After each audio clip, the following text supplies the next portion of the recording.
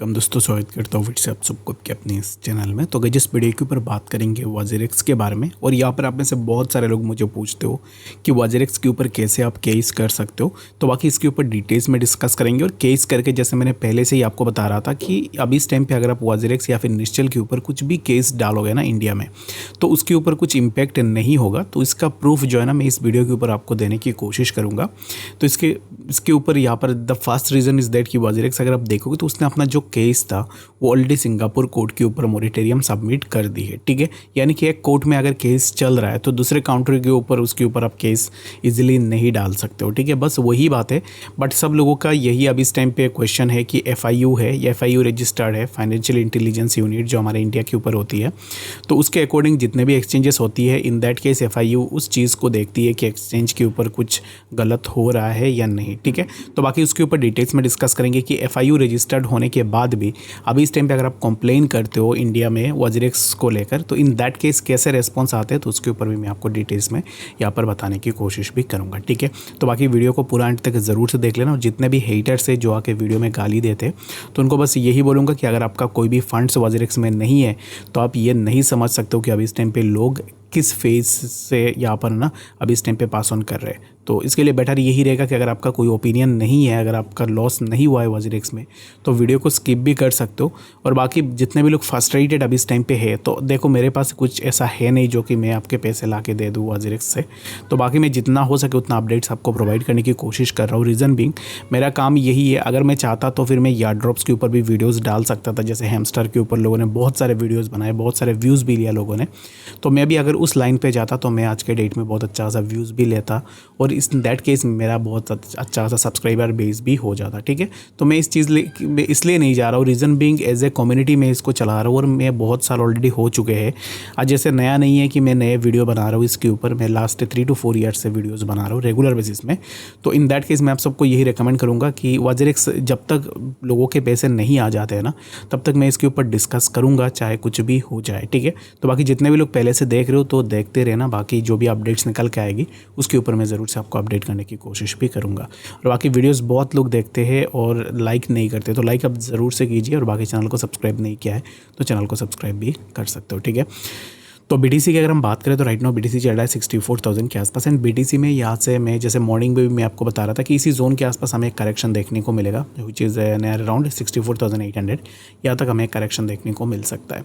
If we take a break down of this particular zone, then बाकी बात होगी कि प्राइस यहाँ से नीचे आ सकता है। बट मेरे हिसाब से प्राइस के लिए एक मैक्सिमम फॉल रहेगी near around this particular zone 64,700। ठीक है, तो इसी जोन के आसपास हम इजीली आ सकते हैं। तो बाकी एंट्री अगर आप लेना चाह रहे हो, जैसे मॉर्निंग में भी हमने डिस्कस किया था कि इसी पर्टिकुलर जोन पे एक एंट्री बनेगी, विच इज़ नियर अराउंड 64,900 800 के आसपास। ठीक है, तो यहाँ पे BTC में एक लॉन्ग पोजीशन बन सकती है। अगर आप बनाना चाह रहे हो तो you can look for this particular zone as well. तो आई होप कि आपको समझ में आ गया होगा कि एक्जैक्टली BTC में क्या नेक्स्ट मूवमेंट हो सकता है। WazirX की अगर हम बात करें तो कुछ ऐसे लोग थे जिन्होंने यहाँ पर अपने कंप्लेंट भी फाइल किया था। बाय द वे, अभी भी अगर आप अभी इस टाइम पे जाके WazirX में अपने कंप्लेंट फाइल करना चाहते हो WazirX एक्सचेंज के ऊपर, इन दैट केस यहाँ पर ना आपको जागो ग्राहक जागो बोल के एक वेबसाइट है, वहाँ पे जाके भी कर सकते हो, या फिर ट्विटर में भी सर्च कर लेना। उसके थ्रू आप लिंक लेके भी अपना जो भी कंप्लेंट है वो कर सकते हो। ठीक है, तो WazirX के केस में अभी इस टाइम पे गवर्नमेंट का रेस्पॉन्स यही निकल के आया है कि किसी ने यहाँ पर केस किया था, जहाँ पर फाइनल स्टेटस यहाँ पर हमें डिस्पोज्ड देखने को मिल रहा है। And in response to that अगर आप देखोगे तो एजेंट रिमार्क, यानी कि RBI ने ऑलरेडी बताया था, The RBI has advised all banks and financial institutions not to deal in such kind of services। ठीक है, यानी कि in response of WazirX complaint यहाँ पर अभी इस टाइम पे जो रेस्पॉन्स निकल के आई है, उस रेस्पॉन्स में यही बोला जा रहा है, RBI ने बहुत पहले बताया था कि ऐसे ट्रांजैक्शंस के ऊपर डील ना करें, तो बस वही अभी इस टाइम पे रेस्पॉन्स लोगों को मिला है। जितने भी लोगों ने कंप्लेंट किया है, मैक्सिमम लोगों को ये सिमिलर रेस्पॉन्ड हमें देखने को मिला है। तो बाकी अगर आपने कोई भी कंप्लेंट डाला है, अगर आपको भी ऐसे रेस्पॉन्स आया है, तो आप मुझे कमेंट सेक्शन में ज़रूर से बता सकते हो, या फिर मुझे मेल के ऊपर भी भेज सकते हो। ठीक है, तो ऐसे रेस्पॉन्सेस क्यों आ रही है, क्योंकि FIU अगर आप देखोगे तो फाइनेंशियल इंटेलिजेंस यूनिट, ये यूनिट एक ऐसी यूनिट होती है जो एक्सचेंजेस को ट्रैक करती है कि एक्सचेंजेस में कुछ इलिसिट एक्टिविटीज़ हो रही है या नहीं, एक्सचेंजेस अभी इस टाइम पे क्या काम कर रहे हैं, उन्हीं चीज़ों के ऊपर ना FIU काम करती है। बाकी मैं इस चीज़ के ऊपर मुझे यहाँ पर कंफर्म नहीं पता है कि एग्जैक्टली FIU की तरफ से या फिर बाकी लोगों की तरफ से क्यों कोई अपडेट निकल के नहीं आ रही है। जस्ट मैं यहाँ पर यही रिकमेंड कर सकता हूँ और यही बता सकता हूँ क्योंकि ऑलरेडी केस सिंगापुर में फाइल हो चुकी है। और अगर आप देखोगे ना तो इंडियन गवर्नमेंट इस चीज़ के ऊपर क्या ही कर लेगी, क्योंकि ऑलरेडी वाजीरेक्स रजिस्टर्ड भी है वो सिंगापुर में। जब निश्चल ने एक एफिडेविट शेयर किया तो उस एफिडेविट में आपने देखा होगा कि वाजीरेक्स जो एंटिटी है वो रजिस्टर्ड है सिंगापुर के ऊपर, ठीक है। तो सिंगापुर के ऊपर रजिस्टर्ड है, दैट मीन्स क्या है कि सिंगापुर के ऊपर ऑलरेडी कोर्ट में केस भी चल रहा है और सिंगापुर के ऊपर भी इसके जो है ना अभी इस टाइम पे लीगल बैटल जो भी होगी वो सिंगापुर में ही देखने को मिलेगी।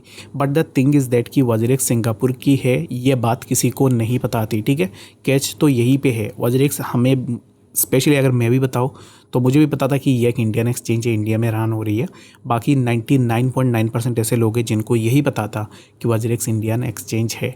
बट जब है कोई वाजीरेक्स एक्सचेंज, जब लोगों ने क्वेश्चन पूछा स्टार्ट किया, तब जाके हमें पता चला कि वाजीरेक्स तो इंडियन एक्सचेंज है ही नहीं, ये रजिस्टर्ड है सिंगापुर के ऊपर, ठीक है। बस वही चीज़ है। एंड फास्ट टू लास्ट यहाँ पर अगर आप देखोगे तो ब्लेम जाती है वाजीरेक्स के ऊपर ही।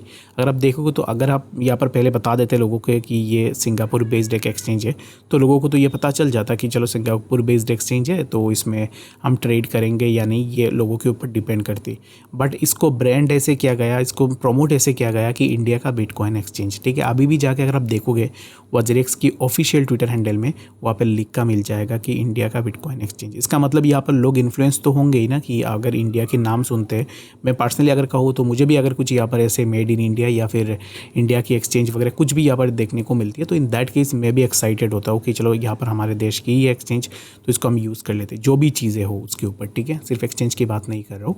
बट वाजीरेक्स ने क्या किया कि रजिस्टर्ड है सिंगापुर में एक्सचेंज, बट काम यहाँ पर उन्होंने इंडिया में किया हुआ है और इसका नाम भी इंडिया की क्रिप्टो एक्सचेंज डाल दिया है, ठीक है। बस वही चीज़ है जिसके कारण हमें उतना रिस्पॉन्स नहीं मिल रहा है गवर्नमेंट की तरफ से।